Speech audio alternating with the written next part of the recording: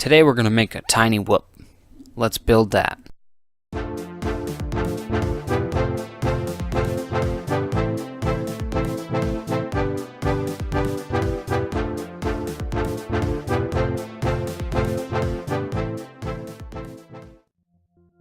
Tiny whoop is just another way of saying FPV quadcopter. They're just really small. FPV is first person vision. To make my tiny whoop, I started with the E010 eSheen quadcopter. In the package you get a controller, the quad, 4 spare propellers, a battery charger, and 1 battery. The controller takes 2 AA batteries, and the quadcopter takes the 1S LiPo that's provided.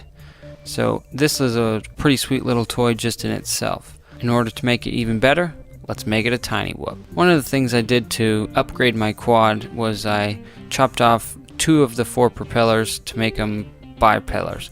I didn't really notice any significant difference, so this is just a personal preference on whether you want to do it.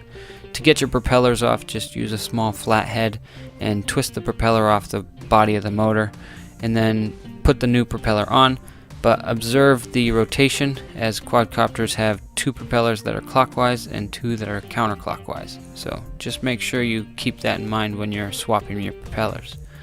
Now that they're on, you can check the spin, put your battery in, fire it up, and just make sure it still flies.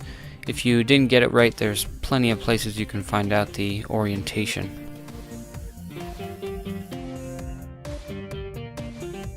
Now let's mount the camera. To take off the canopy, there's just 2 little pins on each side. That exposes the main circuit board. This is where we're going to mount our camera. We're going to mount this tiny FPV camera transmitter on.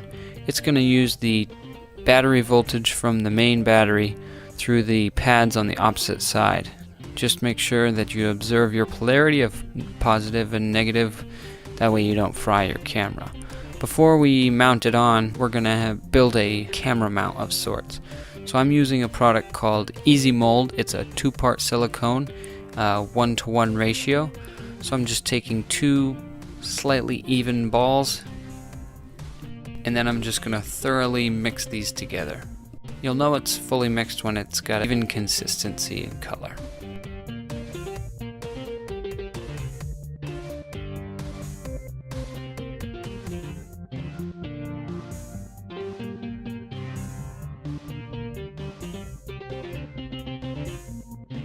Once it's all mixed, I flattened it out and made it a rough square and pressed it on top of my flight controller.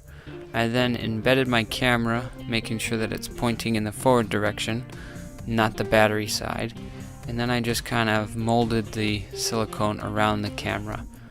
I let this dry for about 5 minutes.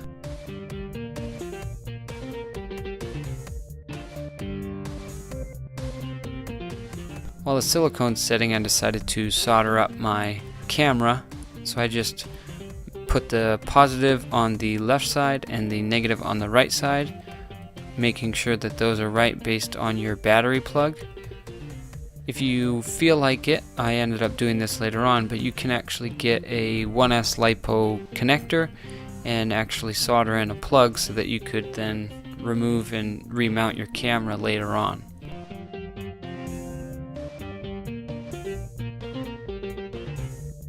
Before you plug in your battery, you want to double check that you got the polarity right, because you do not want to fry this little camera.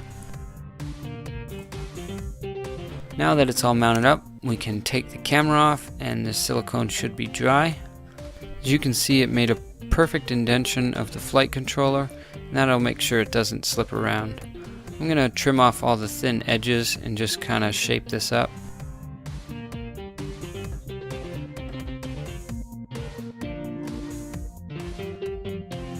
Once it's a shape, you can place it on the motherboard and you can put your camera right back where it was, and it should be a perfect fit. In order to attach this to the quad, we're going to use these small hair elastics. So you're just going to stretch it over the quad and hook each end of the elastic over the camera and onto the pegs that held the original canopy. And that's secure enough to hold the camera. but also if you crash, it'll flip down, and then you can easily just stretch and reset the camera and the silicone mount right on, and it's just a simple, easy fix and fit every time. So that's a pretty good method.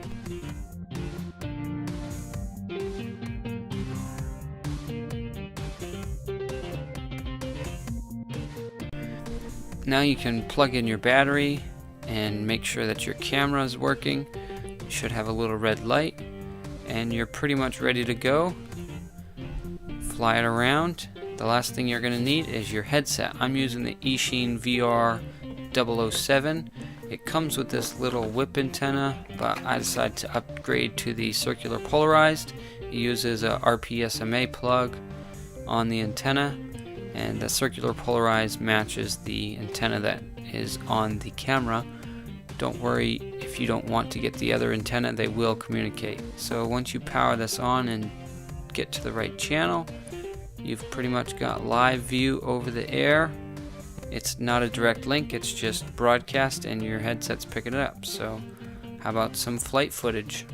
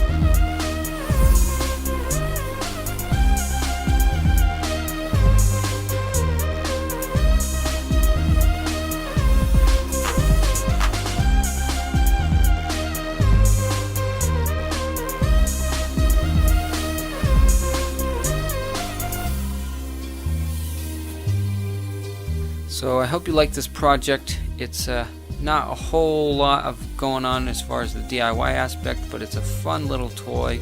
You really get some good flight inside.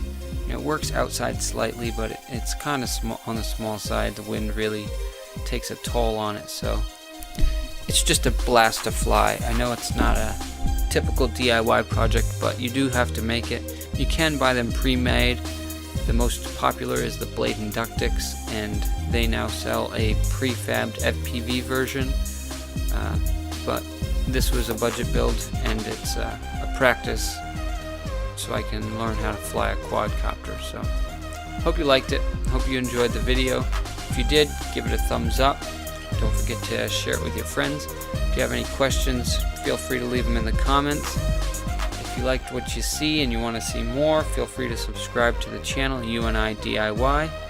And again, thanks for watching, and I'll see you guys on the next project.